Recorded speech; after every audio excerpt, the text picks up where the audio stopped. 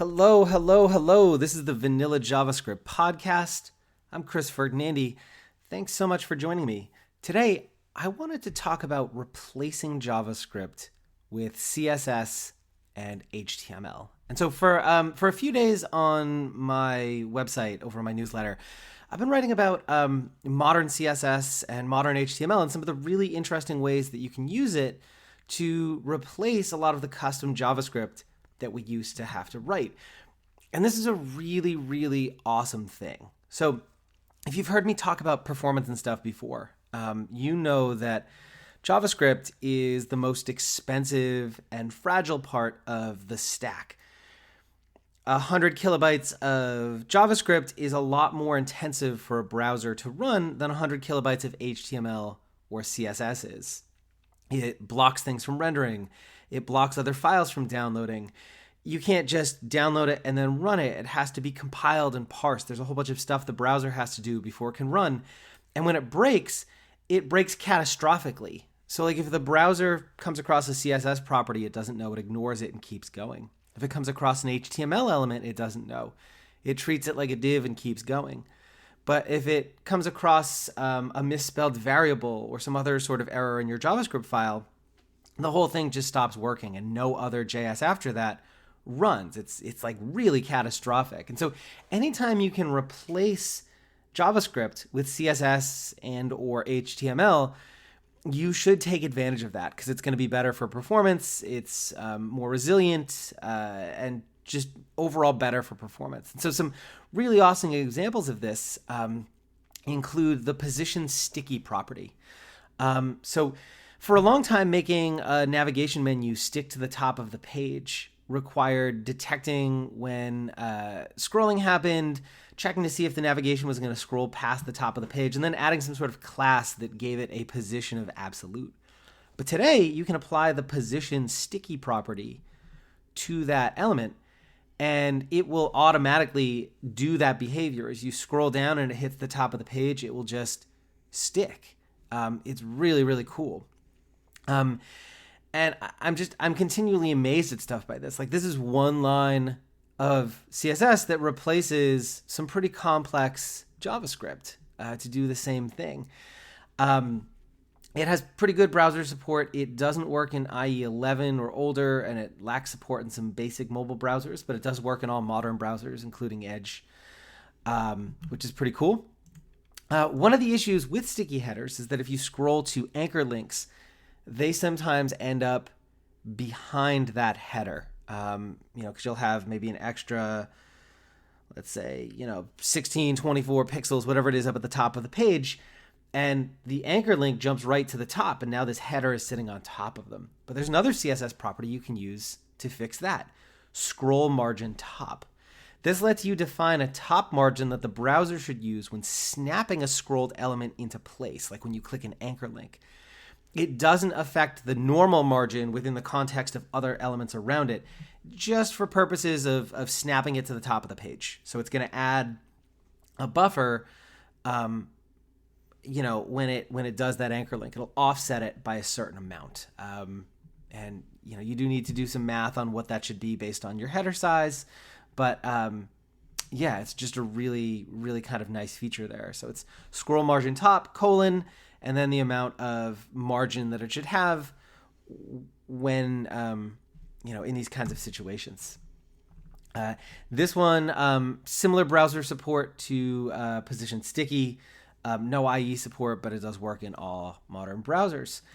Related to both of these is scroll behavior property, which you can use to animate scrolling to anchor links down on a page. So my most popular JavaScript plugin is Smooth Scroll. It does exactly this. It animates scrolling to anchor links. And it is a lot of JavaScript. It involves a lot of math. There's a lot of complexity there.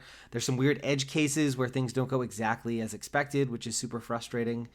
And it has to do just all sorts of, kind of listening for clicks, making sure that they're links that point on the same page, suppressing their default behavior, animating the scroll over a certain distance, and then having to, update the URL with that that hash so that you still have the anchor effect in the URL without triggering a page jump.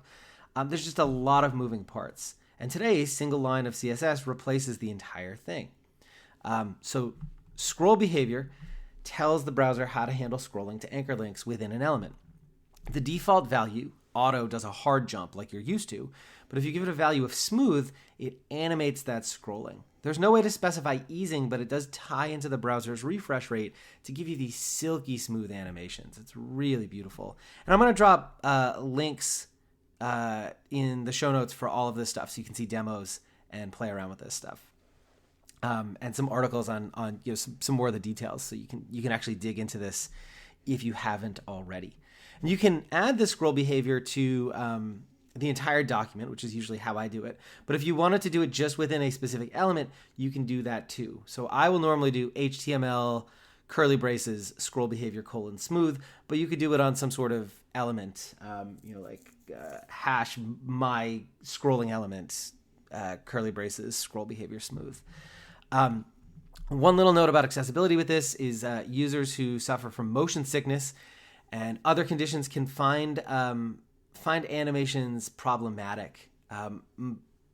All of the major operating systems provide users with a way to say that they don't want animations when possible. They want to reduce that motion. And there is a media query we can run to check for prefers reduced motion and not run the scrolling animations when that's set. That's a really important thing to do for accessibility reasons.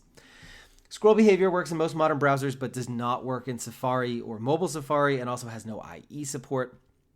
So a little worse browser support than the last couple we mentioned, but this is a great one to progressively enhance. Like if it doesn't work, the links still do what they're supposed to do.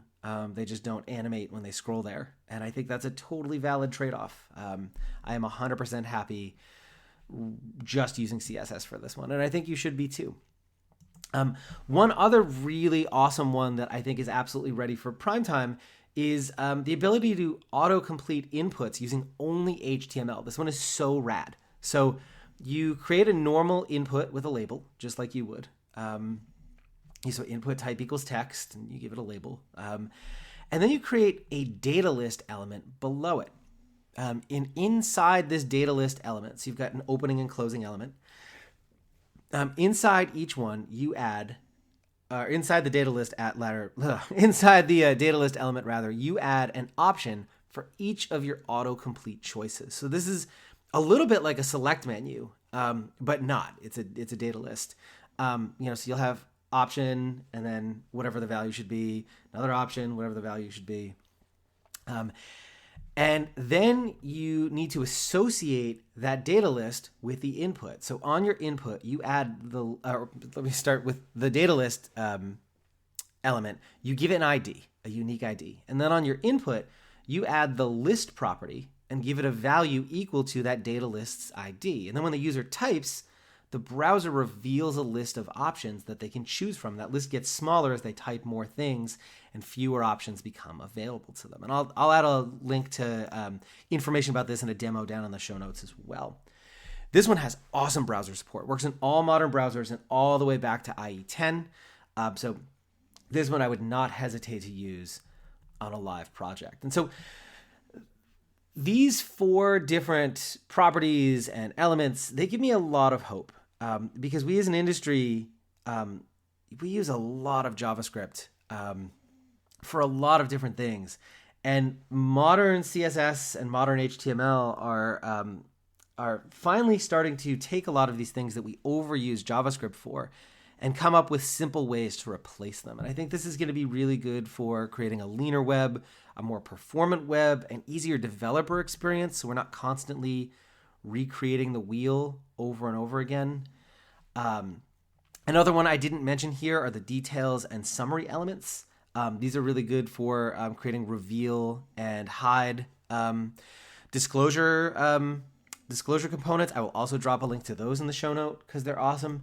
But I really, I see this as, HTML becoming more of a building block. And I think we have a lot of work to do here. I'd love to see I'd love to see elements for things like accordions, tabs, drop-down menus, tooltips, the kind of things that we tend to use a lot in designs, but always have to kind of roll our own with or use a plugin for because they're hard to do. They're really hard to do accessibly, so a lot of the solutions you see out there have accessibility issues. Having something baked into the browser with proper semantics and accessibility baked right in would just be an absolutely awesome thing. So this for me is a really positive sign. I would love to see more of this in the future. That's it for today. If you want to finally master JavaScript or learn how you can possibly get by without it using some native CSS and HTML, head over to vanillajsguides.com and check out my pocket guides and video courses. They're short, focused, and made for beginners. You'll learn the ins and outs of a topic in under an hour, and as a listener of the show, you can take 30% off with the code PODCAST at checkout. See you next time. Cheers.